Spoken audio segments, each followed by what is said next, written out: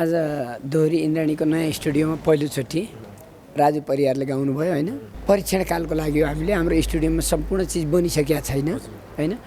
आज राम भाइ आउनुभयो, राजु परियारकै जस्तो आवाज भनेर अहिले चर्चामा आइराख्नु भएको थियो। राजुसँग राखेर हामीले गीत गाउन लगायौँ, जस एकदम राम्रो आशा लाग्दो प्रतिभा हुनुहुन्छ। अब सबै कुरा लकमा पनि भर पर्छ होइन।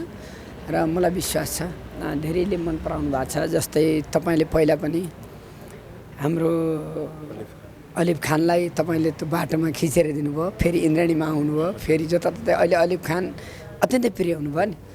मलाई त्यस्तै यो भाइले पनि यो 1 वर्षभित्र राम्रो चर्चा कमाउनुहुन्छ, राम्रा गीत रेकर्ड गराइदिनुहुन्छ। विभिन्न सिर्जना गर्नेहरूले, लगानी गर्नेहरूले उहाँलाई बोलाएर गीत गाउन लगाउनुहुन्छ जस्तो लागेको छ। त्यहाँ तपाईँ जहाँ बस्नुहुन्छ त्यहाँ भारतीय नागरिकले पनि इन्द्राणी हेर्छ? हजुर एकदमै, किनकि म इन्डियामा छँदा प्रायः हिन्दी गीत गाउने गर्थेँ र मैले इन्द्रेणीको धेरै प्रशंसा गरिरहन्थेँ र इन्द्रेणी कार्यक्रम पनि मैले हेरिरहन्थेँ। र मैले त्यो हेर्दाखेरि उहाँको साथीभाइहरू पनि आएर हेर्नुहुन्थ्यो, उहाँको इन्डियन मान्छे पनि आएर हेर्नुहुन्थ्यो र उहाँहरूले भन्नुहुन्थ्यो कि कार्यक्रम राम्रो छ, लोकगीतहरू राम्रो छ भनेर उहाँहरूले भन्नुहुन्थ्यो। हामीलाई तिमीहरूको भाषा धेरै मनपर्छ भनेर उनले आफ्नो हिन्दी ल्याङ्ग्वेजमा बोल्नुहुन्थ्यो। आपका नेपाली गीत बहुत अच्छा है भन्थे, यसरी बोल्ने गरिन्थ्यो। र कसैलाई त आउँथ्यो पनि, नेपाली पनि गीत मैले गाउन सिकाएको थिएँ। लोकगीत नै एउटा सुधीश पाण्डे भन्ने थियो, बिहारको थियो, त्यसले एउटा नेपाली गीत गाउँथ्यो, पिउँदिन भन्दै पनि पिलायो साथीले भन्ने गीत नेपालीमा मैले सिकाएको थिएँ। यस्ता पैसा नभएका यस्तो अप्ठ्यारोमा परेकालाई अब यहाँ माथि स्टुडियो बन्यो भने त्यो स्टुडियोमा फेरि अब हामीले के गरेछौँ, रेडियो नेपालमा पनि बद्दा टिपिकल बजिया छैन। नबुझेर प्रतिभा नयाँ आएका, दुःख पाएका आएका त हेर्नुहोस् इन्द्राणीमा कुन फुत्केर गएको छ, हेरि त राखेको छ। इन्द्राणी मात्रै होइन, अब सारङ्गी संसार छ, अर्को छ लागिराखेको छ। सबैले सबै ठाउँबाट सकेको सहयोग गर्ने, कल्चर जोगाउने। तपाईँ यसरी राति पनि लिइराख्नु भएको छ, तपाईँ घरै मात्रै बनाएको थियो, घरको ठेक्का लिएर पनि त हिँड्नु हुँदो होला नि। कलामै किन दुग्नु भयो भने त कला संस्कृतिलाई जोगाम।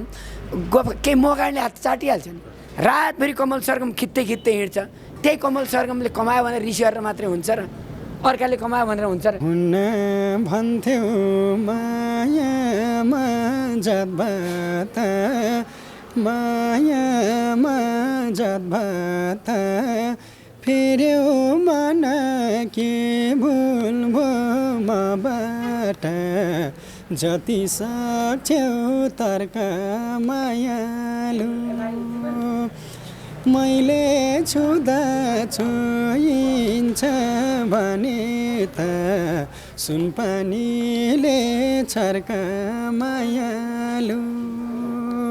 यो किसिमले जब हामीले गीत गाएपछि त्यही गीतहरू सुनेर राजु भाइहरू थुप्रै पछि थुप्रै भाइ बहिनीहरू आउँदैछन्। तर अहिले जति राजु परियार पछि अहिलेको चाहिँ त्यो पछाडि पिँढी चाहिँ अझै राम्रो कलाकार आउन सकिरहेको छ लमजुङबाट, त्यो हामीले चिन्ता लगाइरहेछ। त्यसलाई अब सम्भावना कस्तो देख्नु भएको छ? चिन्ता मेट्ने सम्भावना देख्नु भएको छ उहाँलाई? जस्तो भयो त्यो यस्तो स्वरहरू आएको एकदम खुसी लाग्छ होइन। त्यसले हुन त यो कला क्षेत्र भने तपस्या एकदमै दागी पर्नुपर्छ। यसमा धेरै जस्तो सङ्गीत भन्ने चिज यस्तो एउटा विषय हो, मान्छे सङ्गीतले गाउने बजाउने नाच्ने लाइटली लिन्छ नि, यति गहन विषय हो, यति अध्ययन गर्नुपर्छ। तर मान्छे त्यसले गर्दा हामी कलाकार मैले भन्छु सबैलाई, हामी पूर्ण कलाकार बन्नलाई चाहिँ थ्योरिकली प्र्याक्टिकली दुइटैबाट अध्ययन गर्नुपर्छ। हामीले चाहिँ त्यो हुनुपर्छ।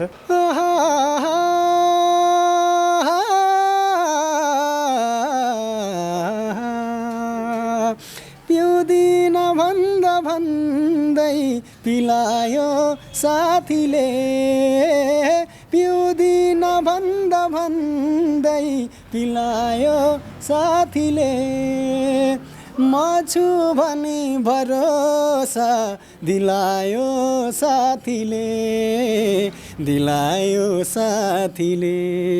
वेब सर्फर घर घरमा फाइबर इन्टरनेट र टिभी सर्भिस।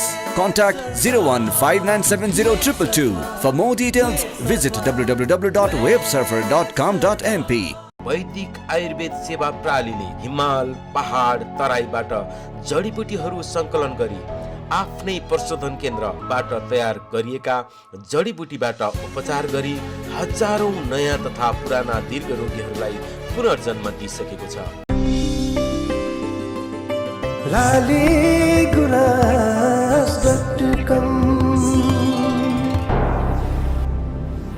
सबै खबर सबैका लागि। नमस्कार, हार्दिक स्वागत छ लालीगुराँस.com मा। लालीगुराँस.com को साथमा म कमल सरगम छु। यति बेला म इन्द्रेणीको नयाँ स्टुडियोबाट तपाईँको बिचमा छु।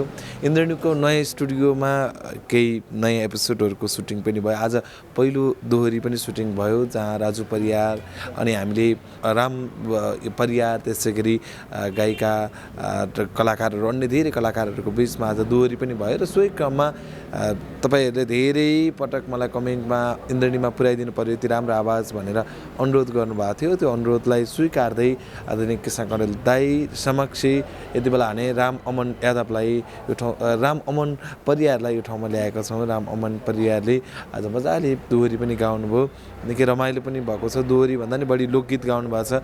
भोलिका दिनहरू नै उहाँको कार्यक्रम अर्को एपिसोडमा उहाँले मजाले दोहोरी गाउँदै पनि हुनुहुन्छ। त्यो दोहोरीसँग पनि केन्द्रित रहला र उहाँको अनुभव आज इन्द्रेणीमा जहिले पनि युट्युबबाट हेर्ने कार्यक्रममा चाहिँ आइरहँदा कस्तो रह्यो र अब कसरी अगाडि बढ्नुहुनेछ यो विषयमा केन्द्रित रहनेछु। हामीसँग लोकप्रिय कलाकार आदरणीय व्यक्तित्व कृष्ण कँडेल, जो इन्द्रेणीका सञ्चालक, सँगै चाहिँ लोकप्रिय कलाकार कृष्ण गुरुङ र हामीले अघि नै नाम लिइसकेको राम अमन परियार साथमा रहेर कुराकानी गर्नेछौँ। श्रृङ्खला अन्तिम समय हेर्नुहोला। र हाम्रो कार्यक्रमलाई प्रायोजन गरेको छ वेब सर्फरले फास्ट इन्टरनेट र केबल टिभीको लागि वेब सर्फर तपाईँ हाम्रो घर आँगनमा सँगै प्रायोजनमा साथ दिएको छ। हामीलाई वैदिक आयुर्वेद सेवा प्राली टाङ्लापाट किर्तिपुरले भन्दै लाग्छु कुराकानीतर्फ। कृष्ण दाई अनि सँगै राम दुवैजनालाई हार्दिक स्वागत छ। नमस्कार, धेरै धन्यवाद छ बाबु। दाई, अब आज हाम्रो अन्तर्वार्ताकै क्रममा पनि सबै दर्शकहरूले चाहिँ रामलाई इन्द्रेणी पुर्याउनु नै भन्नुभएको थियो। लगभग दोहोरी क्षेत्रमा कोही व्यक्ति नयाँ आउनुभयो भने इन्द्रेणी आएन भने उनको जीवन स्तर बढ्दैन भन्ने त्यो एउटा उदाहरणै भइसकेको छ। आज कस्तो रह्यो अब रामको अन्तर्वार्ता, दोहोरी के भयो दाइ? आज दोहोरी इन्द्रेणीको नयाँ स्टुडियोमा पहिलोचोटि राजु परियारले गाउनुभयो होइन। अरू हामी कल्चरलमै थियौँ र अहिले सुगम सङ्गीत, लोकदोहोरी अनि प्रमुख प्राथमिकता हाम्रो हरेक जात जातिको कल्चरलाई अहिले हामीले राखेका छौँ होइन। त्यसमा आज पहिलो दोहोरी राजु परियारबाटै सुरु गऱ्यौँ भनेर यो परीक्षण कालको लागि हामीले हाम्रो स्टुडियोमा सम्पूर्ण चिज बनिसकेका छैन होइन। आज राम भाइ आउनुभयो, राजु परियारकै जस्तो आवाज भनेर अहिले चर्चामा आइराख्नु भएको थियो। राजुसँग राखेर हामीले गीत गाउन लगायौँ, जस एकदम राम्रो आशा लाग्दो प्रतिभा हुनुहुन्छ। सम्भावित कतिको देख्नुहुन्छ? किनकि तपाईँहरूले धेरै यस्ता सम्भावित कलाकारहरूलाई यही ठाउँबाट, यही मञ्चबाट स्थापित गर्नुभएको छ दाइ। उहाँको जस आवाज चर्चा योग्य छ, आवाज राम्रो छ। अब सबै कुरा लकमा पनि भर पर्छ होइन। र मलाई विश्वास छ धेरैले मन पराउनु भएको छ। जस्तै तपाईँले पहिला पनि हाम्रो अलिफ खानलाई तपाईँले त्यो बाटोमा खिचेर दिनुभयो, फेरि इन्द्रेणीमा आउनुभयो, फेरि जताततै अहिले अलिफ खान अत्यन्तै प्रिय हुनुभयो नि। मलाई त्यस्तै यो भाइले पनि यो 1 वर्षभित्र राम्रो चर्चा कमाउनुहुन्छ, राम्रा गीत रेकर्ड गराइदिनुहुन्छ। विभिन्न सिर्जना गर्नेहरूले, लगानी गर्नेहरूले उहाँलाई बोलाएर गीत गाउन लगाउनुहुन्छ जस्तो लागेको छ। तपाईँले जस्तो रामको चाहना मलाई भन्नुभएको थियो, कमल दाई त्यति बेला दाई भन्नुहुन्थ्यो, अहिले त अब हामी सम्बन्धको हिसाबले हेर्ने नै उमेरको हिसाबले पनि तपाईँ मेरो दाई हुनुहुन्छ होइन। र उहाँ त मेरो दाई पर्नु हो। उमेर कति भयो राम? मेरो 28। 28 भनेर त कमल 30 वर्षको मान्छे कसरी दाइ पर्छ? होइन दाइ, म 27 भयो, 1 वर्ष जेठो हुनुहुन्छ। रामलाई मैले सोध्न खोजेको, जस्तो तपाईँले इन्डियामा भारतीय नागरिकले पनि इन्द्रेणी हेर्छ, त्यस्तो त्यो चर्काचर्की त्यो माहौलमा आज मलाई चाहिँ त्यो ठाउँमा चाहिँ पुग्नु छ है भन्नुभएको थियो होइन। त्यो कुरालाई थोरै प्रस्ताउनु न, त्यो साँच्चीकै त्यति माहौल छ है लोकदोहोरीको त्यहाँ? तपाईँ जहाँ बस्नुहुन्छ त्यहाँ भारतीय नागरिकले पनि इन्द्रेणी हेर्छ? हजुर, एकदमै। किनकि म इन्डियामा छँदा प्रायः हिन्दी गीत गाउने गर्थेँ र मैले इन्द्रेणीको धेरै प्रशंसा गरिरहन्थेँ र इन्द्रेणी कार्यक्रम पनि मैले हेरिरहन्थेँ। र मैले त्यो हेर्दाखेरि उहाँको साथीभाइहरू पनि आएर हेर्नुहुन्थ्यो, उहाँको इन्डियन मान्छे पनि आएर हेर्नुहुन्थ्यो र उहाँहरूले भन्नुहुन्थ्यो कि कार्यक्रम राम्रो छ, लोकगीतहरू राम्रो छ भनेर उहाँहरूले भन्नुहुन्थ्यो। हामीलाई तिमीहरूको भाषा धेरै मनपर्छ भनेर उनले आफ्नो हिन्दी ल्याङ्ग्वेजमा बोल्नुहुन्थ्यो। के भनेर बोल्थे हिन्दी ल्याङ्ग्वेजमा भन्नु त? तिम्रो नेपाली गीत धेरै राम्रो छ भने यसरी बोल्नुहुन्थ्यो उहाँको होइन। आपका नेपाली गीत बहुत अच्छा है भन्थे, यसरी बोल्ने गरिन्थ्यो। तर कसैलाई त आउँथ्यो पनि, नेपाली पनि गीत मैले गाउन सिकाएको थिएँ। लोकगीत नै एउटा सुधीश पाण्डे भन्ने थियो, बिहारको थियो। त्यसले एउटा नेपाली गीत गाउँथ्यो, पिउँदिन भन्दा भन्दै पनि पिलायो साथीले भन्ने गीत नेपालीमा मैले सिकाएको थिएँ, गाउँथेँ। सबैजनाले हेर्छन्। कसरी गाउनु भएको थियो भन्नुहोस् त? मैले त अब अर्कै गाउँथेँ, उहाँले चाहिँ पिउँदी, मैले गाउँदाखेरि अब नेपाली टुनमै जाला होइन। ल तपाईँले गाउनुहोस् त, तपाईँले कसरी गाउनुहुन्छ? मैले गाउँदा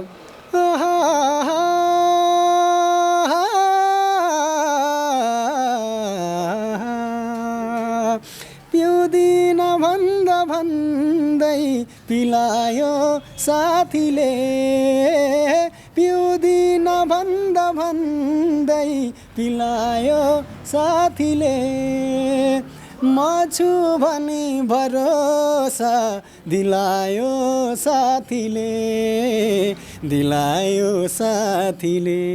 यति मात्र भनेको उनीमा जुन अद्भुत त्यो एउटा कला छ, त्यो कला चाहिँ लुकिरहँदाखेरि यस्ता कलाहरू बाहिरिनुपर्छ भन्ने धारणामा चाहिँ तपाईँ हुनुहुन्छ त? हो, धारणामा म छु, तर एउटा यहाँको प्रवृत्ति अर्को गतिमा गइराखेको छ।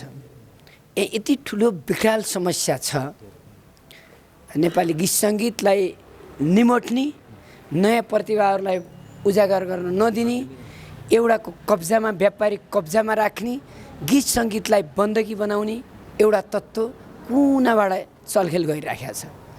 अर्को हामी जस्तो के छौँ भने नेपालको कला संस्कृति विश्वव्यापी हुनुपर्छ, नेपालीले मात्र होइन विदेशीले पनि सिक्नुपर्छ। हामीले हिन्दी गाउँछौँ, इङ्ग्लिस गाउँछौँ भने हाम्रा नेपाली गीत यस्तो चलाइदिउँ कि विदेशीहरूले पनि गाउँ। उनले भने त तपाईँकै अगाडि इन्डियनले इन्द्रेणी हेर्थ्यो। लगातार म आजैबाट विचार गरिराखेको छु, जुन गीत गाए पनि कपिराइट हान्छ, कपिराइट हान्ने अपराधीहरू पनि फरक प्रवृत्तिका छन्।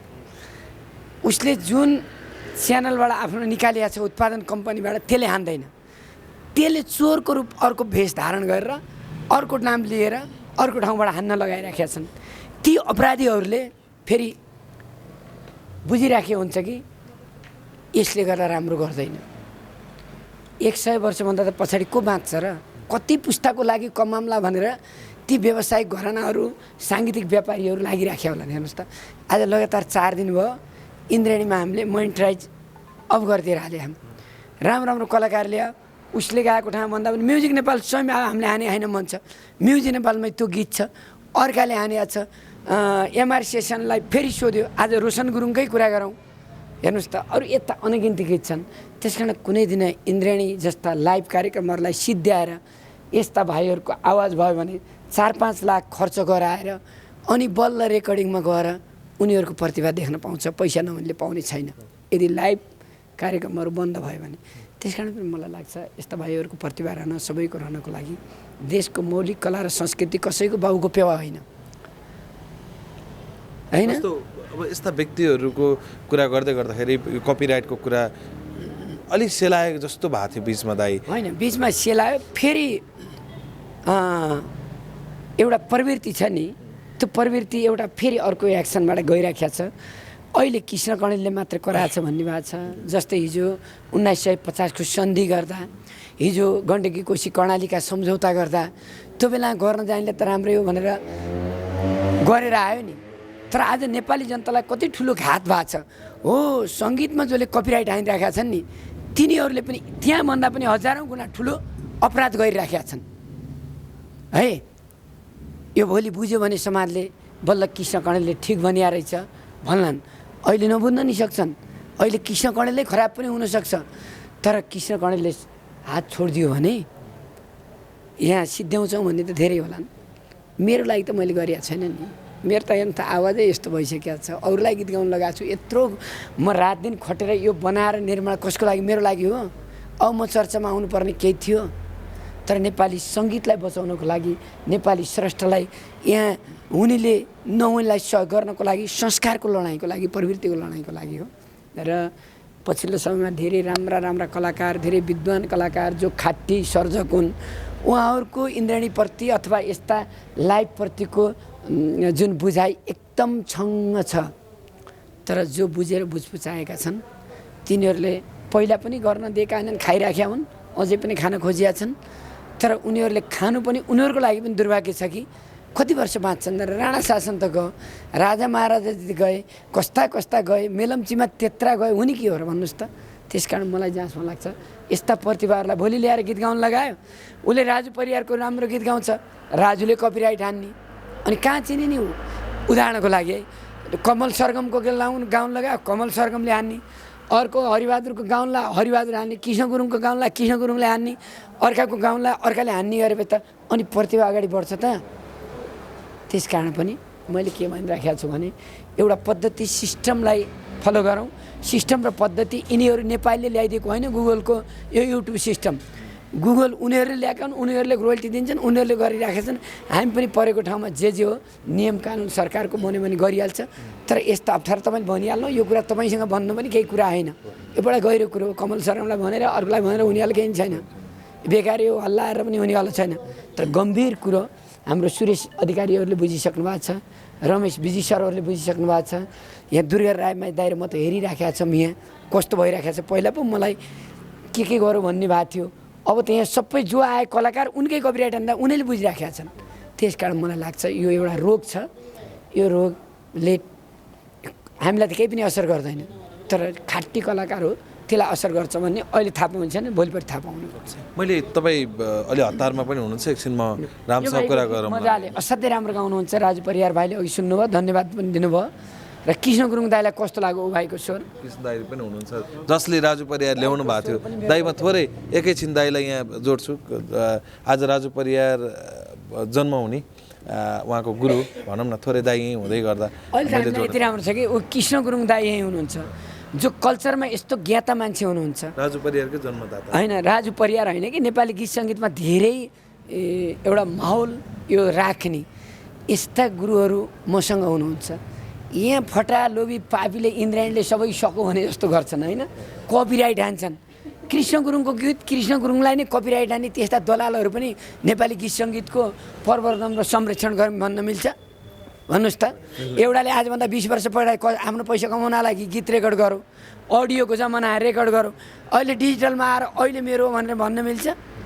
त्यो मिल्दैन। कृष्ण दाइ अब के भन्नुहुन्छ? अब आज इन्द्रेणीकै एउटा नयाँ सदस्यको रूपमा तपाईँ फेरि यहाँ आउनु भएको छ। नेपाली कलाकारको 20 वर्ष पहिला जसले रेकर्ड गर्यो नि त्यसले कमाइसक्यो अडियोमा, अहिले जो कलाकारले बरु भन्न मिल्छ मेरो गीत गाउनु भएछ मलाई सहयोग गर्नुहोस् भन्न मिल्छ। के भन्नु?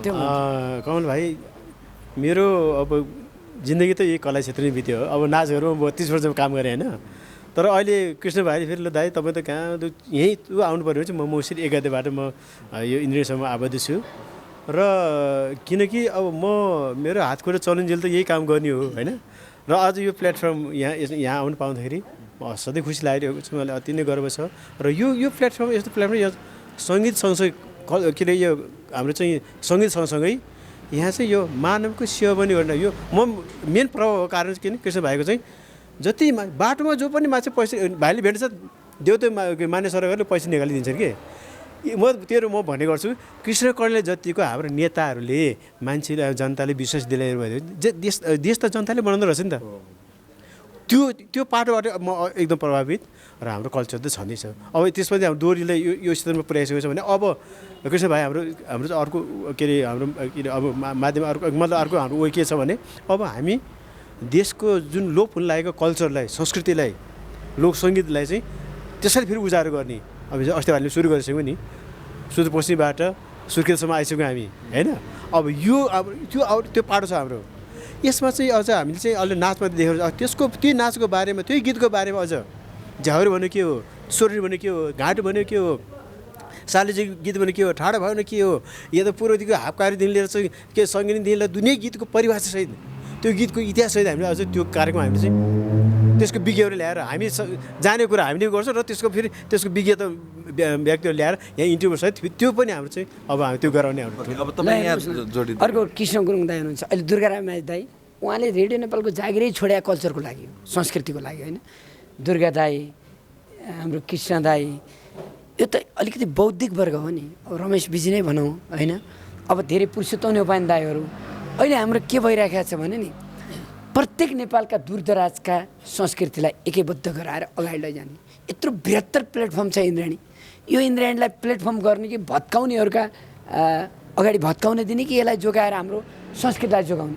त्यस कारण पनि म भन्दा पनि असाध्यै यसको चिन्ता र चासो कृष्ण दाजुहरूलाई छ, दुर्गा दाजुहरूलाई छ, किनभने उहाँ पल पल देख्नुभयो नि 10औं घन्टा बसेर यहाँ कल्चर आयो भने दाइहरू बजाउनुहुन्छ, उहाँहरू हेर्नुहुन्छ, निर्देशन हाम्रो प्रविधि कलाकारहरू इन्द्राणीको कति खट्या छ। ल म बिहान तपाईँ देख्नुभएको थियो 10 बजेबाट यहाँ छु, खाना खान गएको छु छैन, अहिले सायद बेलुकाको 7-8 बजिसक्यो होला, 8 बज्यो, अहिलेसम्म म केही रेस्ट छ। यहाँ त कणेलले कमायो खायो लयो के हऱ्यो। आज कति बिरामी आए, कति गए, किरण केसीहरू जस्ता, शिवहरी पौडेल जस्ता ठुल्ठुला कलाकार आउँदाखेरि इन्द्राणी जय जय अरे। यसो न टपर टुइयाहरूले केही इन्द्राणी सिद्धियोस् भनेर यो हुन्छ र? इन्द्राणीको मर्म थाहा छ इन्द्राणीको के हो भनेर? अझ कोही साथीले त भनेको सुन्छु इन्द्राणी त किन कणेलको लाग्यो, हामी भनेको संस्था संस्कृति बचाउनु हो भनेर कोही साथीले भनेको सुन्छु के। हरे भगवान्, यसो उहाँहरूले पनि हेरे हुन्छ सबै कार्यक्रम। त्यस्ता साथीहरूलाई मेरो एकदम सम्मानै छ। ओके दाइ, अब म थोरै उहाँको विषयमा जोडिन्छु। तपाईँसँगै राखेर दाइ कृष्ण दाइलाई धन्यवाद पनि दिन्छु। दाइ बिजी हुनुहुन्छ? म बिजी पनि छु। यो भाइको स्वर असाध्यै राम्रो छ। यस्ता पैसा नभएका, यस्तो अप्ठ्यारोमा परेकालाई अब यहाँ माथि स्टुडियो बन्यो भने त्यो स्टुडियोमा फेरि अब हामीले के गरेछौँ, रेडियो नेपालमा पनि बद्दा टिपिकल बजिया छैन। किनभने हाम्रो ठेट घाटुलाई कसरी बजाउनु पर्थ्यो, उहाँका घाटु बजाउने कस्ता हुन्थे, ती त रेडियो नेपालमा म्युजिसियन थिएन नि। रेडियो नेपालका म्युजिसियनले बजाए, त्यो त हाम्रो ऐतिहासिक दस्तावेज बन्न सकेन। अब हामीले खोजेको के हो भने तिनै घाटु बजाउने बुढाबाहरूलाई ल्याएर टक्क रेकर्ड गराएर दस्तावेज राख्ने होइन दाइ? यही त हो। घाटु सोरठी यो दुर्गा दाइमाजीको बुझाइ पनि यही हो, कृष्ण दाइको बुझाइ यही हो, मेरो बुझाइ यही हो, हामी सबैको बुझाइ यो भएर हामीले विशेष गरी कल्चर र पुरानो संस्कृतिलाई हामीले मध्यनजर गरेका छौँ। यस्ता पुस्ताको लागि लोकगीतमा कपिराइट हान्ने यो रजिस्ट्रारको कार्यालयमा पनि छैन। यो वाइया त्यहाँ गफमा मात्रै लगाएको, कानुनी प्रक्रियामा छैन। मैले भने विशिष्ट मान्छेले यो लोकदोहोरीका साथीहरू रिसाउँछन् भनेर हो, यो त छैन पनि आवाज आइसकेको छ। त्यसमा म पनि यो मान्यता गर्छु। पानको पातलाई उही बेला बोमबहादुर कार्कीले कसैलाई गीत गाउन नदिए भए यी कलाकार कोही बन्थे? रेशम फिरीलाई सुन्दर श्रेष्ठले मेरो हो भनेर गाउन नदिए भए यो हुन्थ्यो? यिनीहरू सुन्दर रेडियो नेपालले तिमीहरूले गाउँदै नगायो भने यी कलाकार हुन्थे? रेडियो नेपालका गीत गाएर कलाकार हुने, रेडियो नेपालले गरेको हुने भनेपछि अहिले नबुझेर प्रतिभा नयाँ आएका दुःख पाएका आएका त हेर्नुहोस् इन्द्राणीमा कुन फुत्केर गएको छ, हेरि त राखेको छ। इन्द्राणी मात्रै होइन, अब सारङ्गी संसार छ, अर्को छ लागिराखेको छ। सबैले सबै ठाउँ सकेको सहयोग गर्ने, कल्चर जोगाउने। तपाईँ यसरी राति पनि लिइराख्नु भएको छ। तपाईँको घरै मात्रै बनाएको थियो, घरको ठेक्का लिएर पनि त हिँड्नु हुँदो होला नि। कलामै किन दुग्नु भयो भने त कला संस्कृतिलाई जोगाम। केही मगाडले हात चाटिहाल्छ नि। रातभरि कमल सरगम खिच्दै हिँड्छ। त्यही कमल सरगमले कमायो भने रिस गरेर मात्रै हुन्छ र? अर्काले कमायो भनेर हुन्छ र? जो लागिपर्छ। अब कृष्ण गुरुङले बाँसुरी रात दिन सिक्ने, अब मैले कृष्ण गुरुङले बाँसुरी बजाए मैले सिक्न भने मैले रात दिन लाएर सिकेको छैन त हो। यस्तो खालले बुझ्यो भने यहाँ केही लिनु छैन। वास्तवमा नेपाली लोक संस्कृति र नेपाली गीत सङ्गीतलाई जसले गाउँदाखेरि बन्देज गर्न खोज्छ त्यो अपराधी हुन्। नियम कानुन बनाएर बरु कलाकारलाई के दिने, कलाकारको के रोयल्टी व्यवस्थापन गर्ने त्यतातिर हामी दिन तयार छ। तर गीत सङ्गीत नै बजारमा जानै दिनुहुन्न, अर्काले गाउनै हुनुहुन्न, यो खत्तम भएको भन्ने ती अपराधीहरू हुन्, साङ्गीतिक माफियाहरू हुन्। अब दाइ तपाईँले अघि पनि प्रसङ्ग जोडेँ। एक समय राजु दाइले मेरो केही अन्तर्वार्ताहरूमा भन्नुभएको थियो मलाई चाहिँ कृष्ण गुरुङले ल्याएको हो। आज पनि त्यही दाइको पहिलो यो कार्यक्रमको भागमा पनि तपाईँले ल्याएको हो भनेर भन्नुभयो। खास के थियो? र आज उहाँको स्वरलाई जस्तो राजु परियारको कपिराइटै भनौँ न, कपी स्वर पनि भनिएको छ। अब कस्तो लाग्यो तपाईँलाई? पहिले म भाइको प्रसङ्ग, भाइको स्वर चाहिँ जुन राजु भाइले अघि भन्नुभयो, कोही त प्रेरित हुन्छ कि प्रेरित भएर त्यो स्वर त्यही कवि, तर नेचुरली पनि प्राकृतिकले स्वर त्यो दिएको छ। तर भाइले चाहिँ अघि राजु भाइले भन्यो, राजु भाइ हुन्जेल त भाइले ठ्याक्कै त्यसो गयो भने त यो राजु भनिहाल्छ नि। त्यसले भाइले त्यसले अलिकति आफ्नो स्वर आफ्नोपन निकाल्ने गर्दिएको। र अर्को कुरो राजु भाइहरूले मैले ल्याउने भनेको प्रसङ्गमा भाइहरू हाम्रै गीत गाएर उनीहरू चाहिँ कलाकार बनेका हुन्। जस्तो बिमा कुमारी दुरा, कृष्णसुधा ढुङ्गाना, माया गुरुङ, उमा गुरुङ, यी सबै बिमा बहिनी त 2047 सालमा मेरो गीत गाएर फर्स्ट भएको होइन। यी सबै हामी कलाकार भएपछि हाम्रै प्रेरणाबाट म चाहिँ युक्त दाई भयो होइन, दाईबाट प्रेरित भएर म कलाकार बनेँ।